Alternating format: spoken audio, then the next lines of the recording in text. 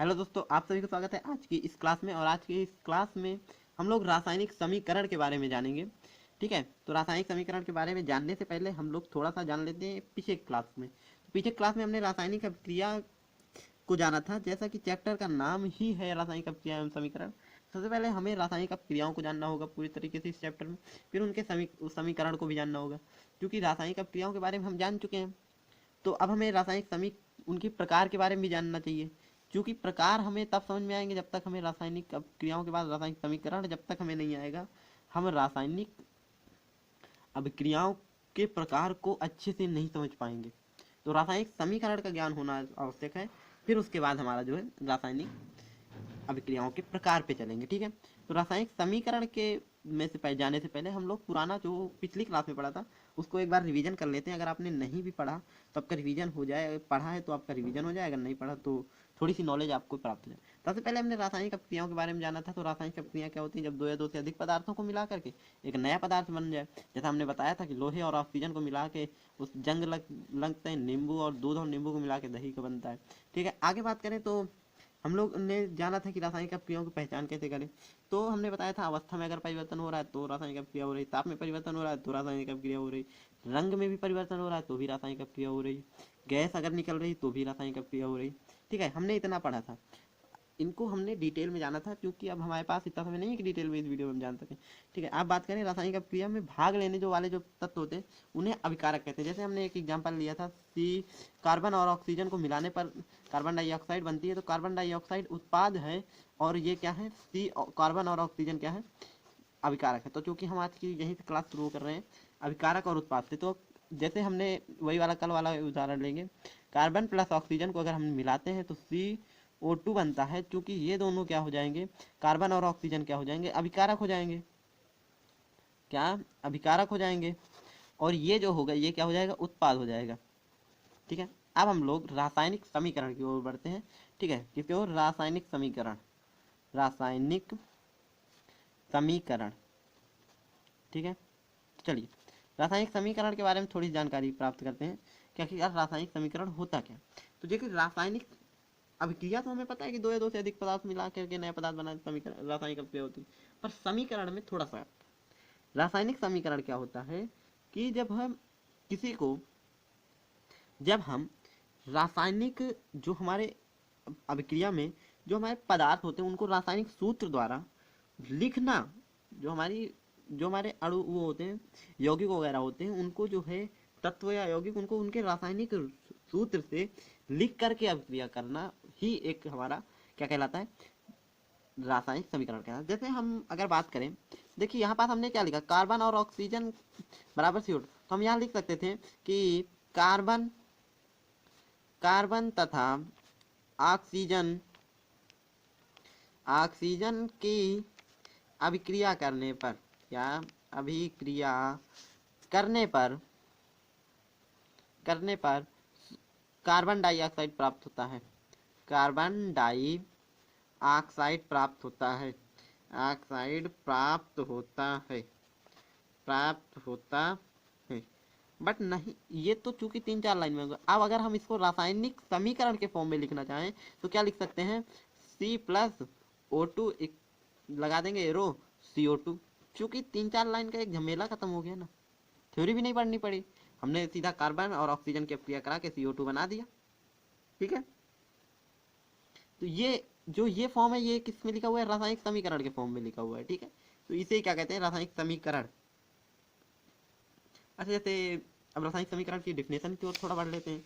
तो क्या होता है, देखो जैसे रासायनिक समीकरण की अगर डिफिनेशन की ओर हम बात करें तो इस पे डिफिनेशन क्या है, देखो, अभिकारकों तथा उत्पादों के प्रतीकों तथा सूत्रों द्वारा निरूपित करने को रासायनिक समीकरण कहते हैं। जब हम अभिकारकों तथा उत्पादों को प्रतीकों तथा सूत्रों द्वारा निरूपित कर देते हैं तो उसे ही हम क्या कहते हैं, रासायनिक समीकरण कहते हैं। ठीक है, जैसे एग्जाम्पल के रूप में ले लेते हैं, जब सोडियम जल से अभिक्रिया करता है तो सोडियम हाइड्रोक्साइड तथा हाइड्रोजन बनाता है। इसको, ये एग्जाम्पल को अब हम लिखेंगे कैसे वो देखते हैं। ठीक है, आगे हमने लिखा हुआ है, ये देखिए यहाँ पास जब हम सोडियम और H2O यानी जल की अभिक्रिया करते हैं तो NaOH और H2 गैस बनते हैं। तो हम यहाँ पास इनको जो लिख दिया है ये फॉर्म, ये किस फॉर्म में लिखा है, ये एक रासायनिक समीकरण के फॉर्म पे लिखा हुआ है, क्योंकि रासायनिक समीकरण के फॉर्म पे लिखने पे हमें जो है आसानी होती है, क्योंकि वहाँ पास 2 से 3 लाइन में लिखने से अच्छा है कि आप ऐसे फॉर्म में लिख सकते हैं। ठीक है, ये जो दो हैं ये अभिकारक हैं और ये क्या है, उत्पाद है। ठीक है, चलिए आगे और बात करते हैं। अब जो अगला टॉपिक है वो हमारा है रासायनिक समीकरण को लिखने की विधियां हैं, उनके बारे में हम चर्चा करेंगे। ठीक है, तो इतना सभी को क्लियर है रासायनिक समीकरण के बारे में। चलिए इनके लिखने की तो 3-4 विधियां हैं, वो मैं जल्दी शॉर्ट में बता दे रहा हूँ, ज़्यादा टाइम नहीं इस पर वेस्ट करेंगे। ठीक है, जैसे पहला क्या है, अभिकार, अभिक्रिया के अभिकारकों तथा उत्पादों के नाम रासायनिक सूत्र ज्ञात होने चाहिए। जैसे आपको कोई अभिक्रिया करनी है तो उसके लिए अभिकारकों तथा उत्पादों के जो रासायनिक नाम है या रासायनिक सूत्र है वो आपको पता होने चाहिए। अदरवाइज आप रासायनिक अभिक्रिया करने में आपको दिक्कत होगी। अब आपने सोडियम कह दिया तो सोडियम को आपको पता ही नहीं है कि रासायनिक सूत्र क्या होता है, तो यहाँ पास थोड़ी दिक्कत आपको आ सकती है। तो ये थोड़ा आपको याद करना पड़ेगा। ठीक है, अगर आपने याद नहीं किया तो। ठीक है, अब क्या रासायनिक तो समीकरण में पदार्थ को सदैव अणु के रूप में लिखे जाते हैं, जैसे H2O, H2N2 और Na। देखो जैसे हम लोग लिखते हैं ना तो रासायनिक अब जो समीकरण के फॉर्म में अगर हम लिखते हैं तो उस पर जो पदार्थ होता है, जो हमारा अभिकारक हो या उत्पाद हो, उसको हमेशा ऐसे नहीं लिखते कि अब जैसे हाइड्रोजन है तो उसे हाइड्रोजन नहीं लिखेंगे, वहाँ पास क्या लिखेंगे, H2 लिखेंगे। अगर नाइट्रोजन है तो N2 लिखेंगे, सोडियम है तो Na लिखेंगे, उनके रासायनिक सूत्र के रूप में लिखेंगे। ठीक है, अब वहाँ पर अगर बात करें तो अगला, रासायनिक अभिक्रिया में भाग लेने वाले पदार्थों अभिकारकों को बाईं ओर लिखते हैं। अभिकारक जैसा हमने देखा कि अभिकारकों को हमेशा बाईं ओर लिखेंगे और उत्पादों को दाईं ओर लिखेंगे। उत्पादों को दाईं ओर लिखा जाता है तथा बीच में धन का निशान लगाते हैं। अभिकारों मध्य के तीर का निशान लगाते हैं। इनके बीच में हमने क्या लगाया, धन का चिन्ह लगाया। क्या जिधर हो, अगर एक उत्पाद है तो ये नहीं लगेगा, अगर डबल है या तिबल है, 4 है, 5 है तो लगेगा। ठीक है, और इस पे क्या है कि उत्पादों के मध्य एक तीर का निशान लगाते हैं। आप यहाँ तीर का भी निशान लगा सकते हैं या इक्वल का भी निशान लगाना हो तो लगा सकते हैं। ठीक है, तो रासायनिक समीकरण को लिखने की विधियां क्लियर हो चुकी। अब हम लोग बात करने वाले हैं रासायनिक समीकरण को संतुलित करने की विधियां, कि हम कैसे कह सकते हैं कि यह रासायनिक समीकरण संतुलित है।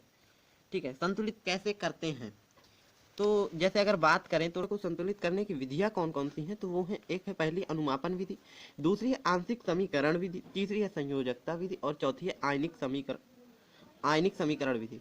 ठीक है, अनुमापन विधि, आंशिक समीकरण विधि, संयोजकता विधि और आयनिक समीकरण विधि। ठीक है, तो जैसा कि अगर हम बात करें कि कैसे किस प्रकार से हम जो है इनको संतुलित कर सकते हैं, क्या रासायनिक समीकरण जो है उनको हम किस प्रकार से संतुलित कर सकते हैं, उसको हम बात करने वाले हैं।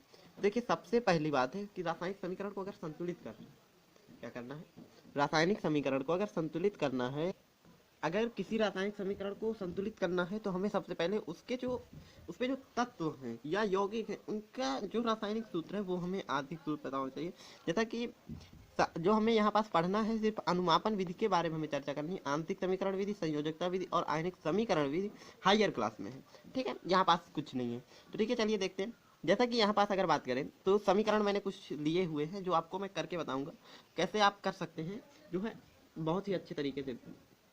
देखिए अगर अनुमापन विधि के अकॉर्डिंग चला जाए तो सबसे पहले कम जिसकी तत्व हो, जो कम तत्व हो उनको पहले देखते हैं, संतुलित करते हैं। लेकिन हम लोग समीकरण को हमें सिर्फ संतुलित करना सीखना है। तो देखिए हमें जैसे हमने यहाँ पास Fe लिया, ठीक है, यहाँ पास ये मान लीजिए हमारा पहला समीकरण दिया है। अब हमको बोल रहा है कि समीकरण को संतुलित कीजिए।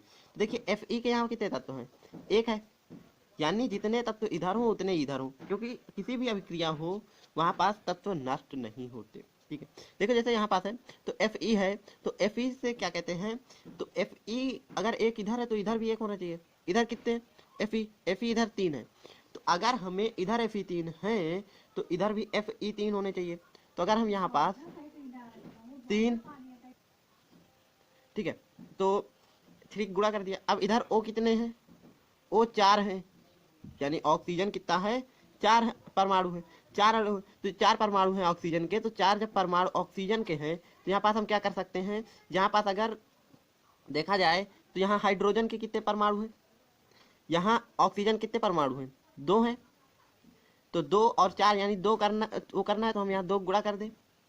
अब यहाँ पास अच्छा हाइड्रोजन कितने हो गए, 2 दूनी 4, तो यहाँ 4 होने चाहिए, यानी यहाँ भी 2 का गुणा कर दें। ओके, अब देखिए मिलाइए, Fe के कितने हैं, 3 है, यहाँ कितने हैं, 3 है। ठीक है, Fe फाइनल हो गया। अब यहाँ पास देखो तो दो है, एक H2 और एक हाइड्रोजन और ऑक्सीजन, दो तत्व, वो है तत्व है, ठीक है, दो तत्व है। तो जब दो तत्व होंगे तो दोनों को अलग अलग हम करेंगे। तो अगर हाइड्रोजन की बात करें तो दो ये हाइड्रोजन और दो दो चार हो गए। हाइड्रोजन इधर कितने हैं, दो ये हैं, दो ये हैं, चार हो गए। ऑक्सीजन कितने हैं, यहाँ एक ऑक्सीजन है, ठीक है, यहाँ एक ऑक्सीजन है, और यहाँ पास कितने ऑक्सीजन है, चार हैं। तो अगर यहाँ पास वो सॉरी यहाँ पास दो ऑक्सीजन, क्योंकि दो गुणे में लगा हुआ है, ठीक है, दो ऑक्सीजन है, यहाँ पास कितने हैं, चार ऑक्सीजन है। तो यहाँ पास हमें दो नहीं चार रखना पड़ेगा। क्या रखना पड़ेगा, चार ऑक्सीजन करना है। तो यानी यहाँ दो का गुणा नहीं होगा, चार का गुणा होगा, और जब चार का गुणा होगा तो यहाँ पास भी चार का गुणा होगा, ठीक है, क्योंकि चार दूनी आठ हाइड्रोजन हो जाएंगे, फिर यहाँ भी चार दूनी आठ हाइड्रोजन हो जाएंगे, और चार O2 हो जाए, ओ ऑक्सीजन हो जाएंगे, ठीक है। अब चलिए आगे बात करते हैं। अभी कई सारे एग्जांपल्स लिए हैं, सबसे आपको क्लियर हो जाएगा पूरा। यहाँ Mg कितना है और यहाँ Mg कितना है, Mg दोनों एक है, ठीक है, कोई बात नहीं। ऑक्सीजन यहाँ कितने हैं, दो, यहाँ कितना है, एक है, तो यहाँ दो का गुणा कर दें। अब यहाँ ऑक्सीजन भी दो हो गए, Mg भी दो हो गए, ठीक है, मैग्नीशियम भी दो हो गए। तो यहाँ पास क्या करें, दो का गुणा कर दे, तो मैग्नीशियम इधर दो हो गए, इधर भी मैग्नीशियम दो हैं, यहाँ भी ऑक्सीजन दो हैं, यहाँ भी ऑक्सीजन दो है, क्योंकि ये दो का गुणा हो जाएगा।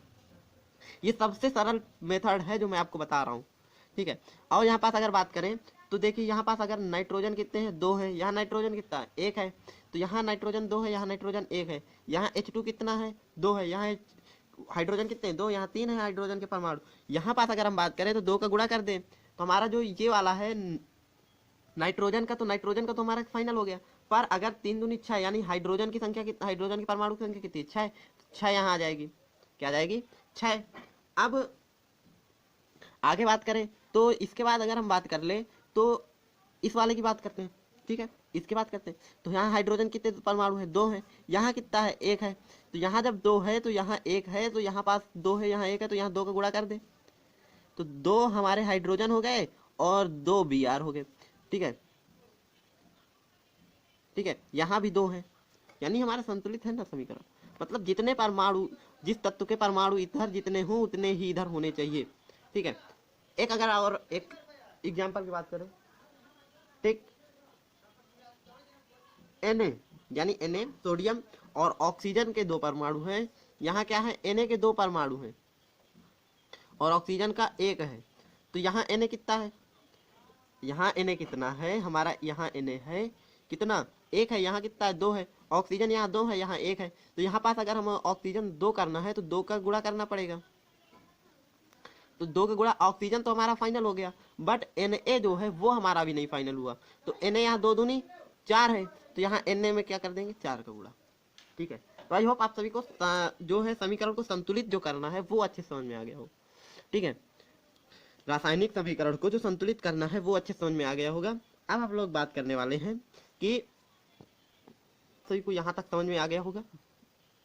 अब जो इसके आगे है, अब आगे हम लोग चर्चाएं करेंगे रासायनिक समीकरण की कमियां, रासायनिक समीकरण की कमियां, ठीक है, इनकी कमियों के बारे में जानेंगे, रासायनिक समीकरण की कमियों के बारे में जानेंगे, ठीक है। तो रासायनिक समीकरण की कमियों के बारे में जानने के लिए हम वो अगले वीडियो पे जानेंगे, अगले क्लास पे जानेंगे, क्योंकि ये क्लास ऑलमोस्ट अपना जो टाइमिंग है वो टाइम पे हो चुकी है, थोड़ा सा एक आध मिनट एक्स्ट्रा भी हो चुकी है, ठीक है। तो अब हम लोग अगली क्लास पे सीखेंगे रासायनिक समीकरण की कमी, ठीक है। तो चलिए मिलते हैं अगली क्लास में, कल जरूर आइएगा। अगली क्लास पे हम लोग समझेंगे रासायनिक समीकरण की विधियाँ और समझेंगे क्या क्या समझेंगे हम लोग, समझेंगे रासायनिक अभिक्रियाओं के प्रकार, रासायनिक अभिक्रियाओं के प्रकार, ठीक है, अभिक्रियाओं के प्रकार। ये हम लोग बहुत ही इंपॉर्टेंट टॉपिक समझने वाले हैं, बहुत ही इंपॉर्टेंट है बोर्ड एग्जाम की वजह से। और असली चैप्टर की शुरुआत बताए ना तो यही से होती है, रासायनिक अभिक्रियाओं के प्रकार से। जो असली चैप्टर शुरू होता है वो यही शुरू होता है। ये सिर्फ तो बेस था, ठीक है। अगला जो हमारा मेन टॉपिक शुरू होता है, जो मेन चैप्टर शुरू होता है वो यही शुरू होता है। तो ठीक है, चलिए मिलते हैं अगले वीडियो में, तब तक के लिए tata bye bye, see you.